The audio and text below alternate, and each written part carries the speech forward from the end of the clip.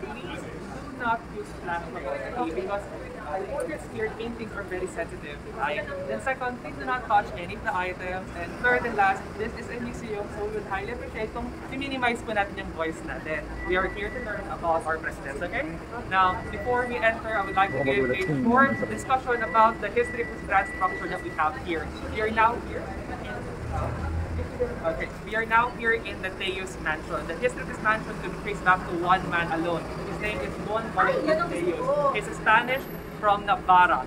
He was born in the foothills of Perez mountain range in 1832. At the young age of 15, he sailed halfway around the globe to reach faraway Manila. When he reached the Philippines in just a few years, he was able to buy a distillery in Hagonoy, Bulacan, which he later merged with the Inchaustes y Compañía. He became good friends with business tycoons such as the Elizaldes and the Inchaustes.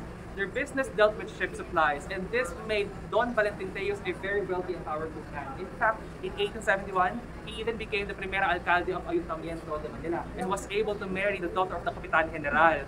Now, her name was Teresa Ponce, but unfortunately, she died early. Now, at the age of 60, Don Valentin Teus decided to marry once again for the second time around, but this time to the 20-year-old Dolores Menendez Valdez de Corneliana. Originally, the Teus family lived in Binondo. They had 5 children. But Don Valentin Teus wanted to surprise his new young wife, and this was the surprise: a mansion located in the fashionable Arabal of San Miguel, Manila. It has a massive wrought iron gate right there that opens up to this beautiful courtyard with a fountain. It has neo-Gothic style pointed windows on the facade, and the central portion of the roots given space on the second floor for the sala, and here on the first floor, a carriageway or the porte cochere. It even has a veranda on the other side, which have great views of the Pasig River and the Isla Convalescencia. I bet Dolores loved her gift. Now, anyway, after the death of Don Valentin Teus, this mansion was inherited by one of his daughters. Her name was Concepcion, but sadly, Concepcion settled in Spain. She rarely visits this mansion at all. She only hired an old man as a caretaker. So as years passed, the once proud mansion deteriorated. The kitchen roof fell, and the attic even became a home to a bat colony, imagine. Now, finally, in 1974, Concepcion decided to sell the house, and she sold it in behalf of Madam Imelda Marcos.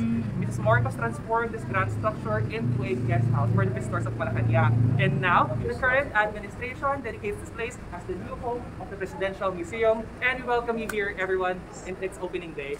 Everyone, welcome here. So, ayan, extension mansion.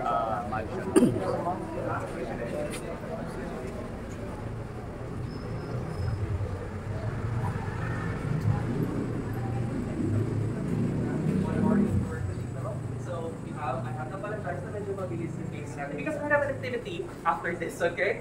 Okay, everyone, democratically elected, the President of the Philippines is both the head of state and of the government. But before his or her journey as the leader of the country, he or she must be selected by the people.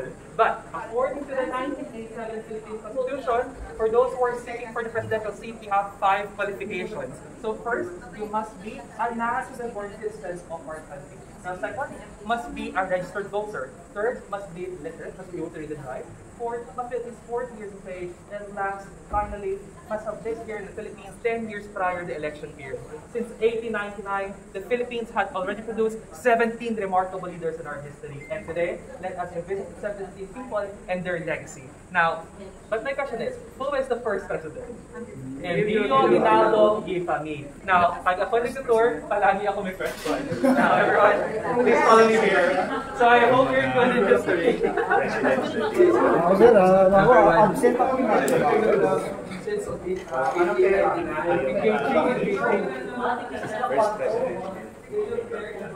Parang ano lang, PBA. We don't have enough time, so I'll only give you trivias about them.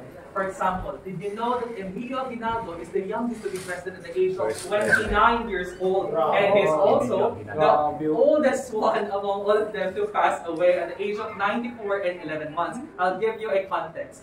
You should remember that Emilio Aguinaldo lived as contemporaries of Dr. Jose Rizal and Andres Bonifacio from late 1800s. But did you know, if you add 1 year to his life, maaabutan niyang Pangulo si Pangulong Marcos Sr. Ganun kahaba ang buhay niya. So here, of course, we have collection from him. We have here his walking cane at kanyang baston. Yung handle niya, gawa sa ivory. Ivory are very precious, they're very expensive. But my favorite among his collection, yung kanyang sapatos. Now, meron ba tayong senior right here? Mga seniors? Wala.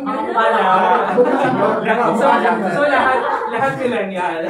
Sana kuha yan, sir. Anyway, meron akong tanong sa inyo.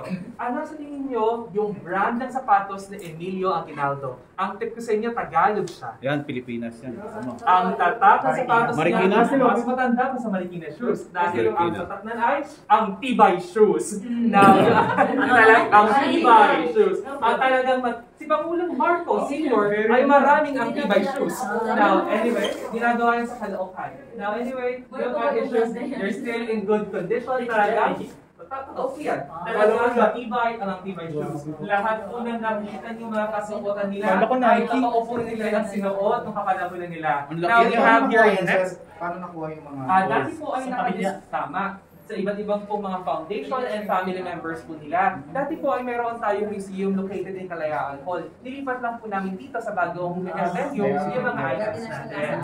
Now, everyone, we have here next our second president, Manuel Luis Quezon. Si Quezon ang ikalawang presidente pero siya ang unang pangulo ng Commonwealth period. Alam kong narinig niyo yung Commonwealth maraming beses na. Pero ano nga ba yung ibig sabihin nun? So, it refers to the 10-year transition government when we were still under the US. From 1935 until 1946, tinetesting tayo ng Amerika if the Philippines is ready to gain our independence. So dahil ayun ay testing, kailangan mayroon tayong national elected president. At si Quezon ang nanalo ng 1935 election with only 695,000 votes. I know that's not a lot.